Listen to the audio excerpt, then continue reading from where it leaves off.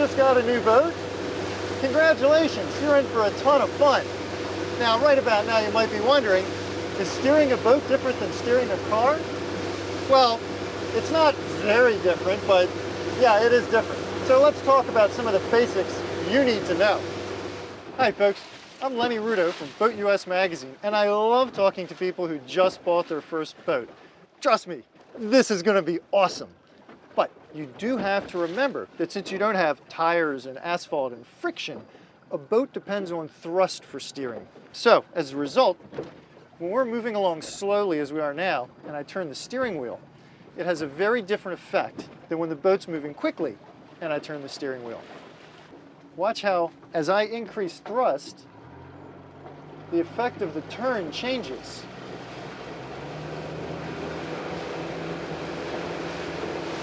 It's important to remember, folks, that different boats all do steer differently. And the difference between an articulating drive like this outboard and a rudder that depends on water flowing across it to force a turn can be rather dramatic. You'll spend a lot of time cruising along, so let's look at steering while at planing speeds. The most important thing to remember is that whipping the wheel around can have a dramatic effect on everybody on board. It's best not to make sudden extreme turns, especially without first warning everybody aboard. Also, check all around you for other boats. Look over your shoulder, make sure there are no big waves and other potential hazards. One of the biggest problems people have is oversteering. Tiny incremental changes of the wheel will have a very big effect when you're up on plane.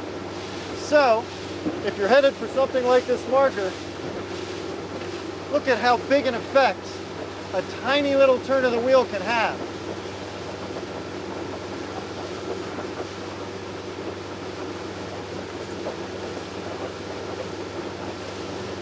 When you don't have a marker or some other obvious object that you're steering for, pick a point on the horizon and then just make tiny increments in the steering wheel, tiny little changes to stay right on that point.